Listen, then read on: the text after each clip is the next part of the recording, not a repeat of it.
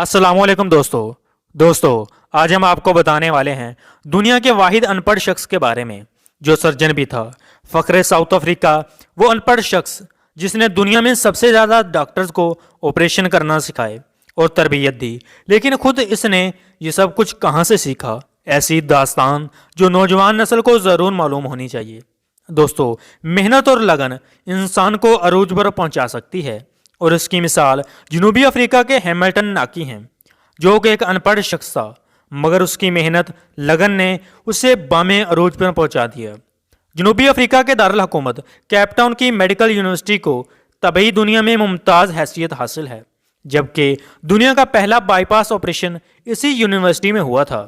اس university کے auditorium میں 15 سال پہلے 2003 کی ایک صبح دنیا کے مشہور سرجن پروفیسر ڈیوڈ ڈینٹ نے یونیورسٹی اعلان کیا کہ ہم آج ایک ایسے شخص کو میڈیکل کی اعزازی ڈگری دے رہے ہیں جس نے دنیا میں سب سے زیادہ سرجن پیدا کیے، جو ایک غیر معمولی استاد اور حیران کن سرجن ہے، اور جس نے میڈیکل سائنس اور ماہر سرجنوں کو حیران کر دیا ہے۔ اس اعلان کے ساتھ ہی پروفیسر نے ہیملٹن ناکی کا نام لیا، اور اس پورے ایڈیٹوریم نے اس سیاہ فام شخص کا کھڑے ہو کر اس کا استقبال کیا۔ یہ اس یونیورسٹی کی تاریخ کا سب سے بڑا استقبال تھا۔ ہیملٹن ناکی کیپ ٹاؤن کے ایک دور دراز گاؤں سنٹانی میں پیدا ہوا۔ اس کے والدین چرواہے تھے، وہ بکری کی کھال پہنتا تھا، پہاڑوں پر سارا دن ننگے پاؤں پھرتا تھا اور بھیڑ بکریاں چرانے میں اپنے والدین کا ہاتھ بٹاتا تھا۔ نوجوانی میں وہ تلاشی روزگار کے سلسلے میں گاؤں چھوڑ کر کیپ ٹاؤن آ گیا۔ ان دنوں کیپ ٹاؤن میں ایک یونیورسٹی کی تعمیر جاری تھی۔ وہ یونیورسٹی میں مزدوری بھرتی ہوا۔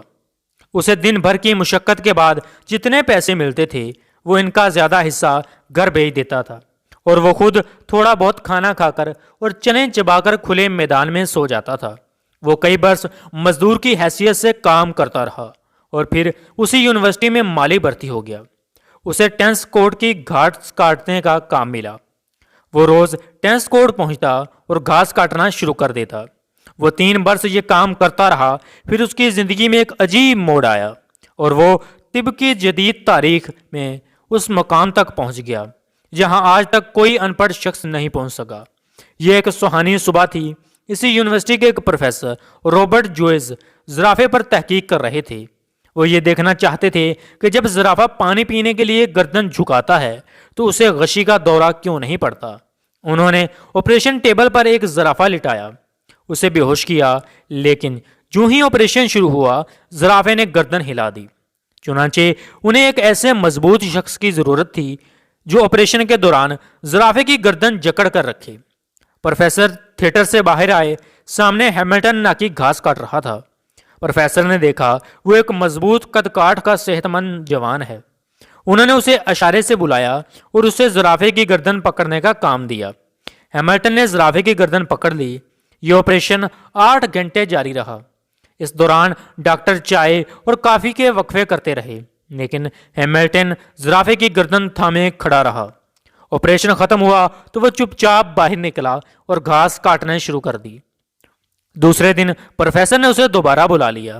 وہ آیا اور زرافے کی گردن پکڑ کر کھڑا ہو گیا۔ اس کے بعد یہ معمول بن گیا تھا۔ وہ یونیورسٹی آتا، 8-10 گھنٹے آپریشن تھیٹر میں جانوروں کو پکڑتا اور اس کے بعد ٹینس کورٹ کی گھاس کاٹنے لگتا۔ ہیملٹن کئی مہینے دونوں کام کرتا رہا۔ پروفیسر رابرٹ جوئز اس کی استقامت اور اخلاص سے متاثر ہو گیا اور اسے مالی سے اسسٹنٹ بنا لیا۔ ہیملٹن ناکی کی پروموشن ہو گئی۔ وہ اب یہ یونیورسٹی آتا، آپریشن تھیٹر پہنچتا اور سرجنوں کی مدد کرتا۔ یہ سلسلہ برسوں جاری رہا۔ 1958 میں اس کی زندگی میں دوسرا اہم موڑ آیا۔ اس سال ڈاکٹر برنارڈ یونیورسٹی آئے اور انہوں نے دل کی منتقلی کے آپریشن شروع کر دیے۔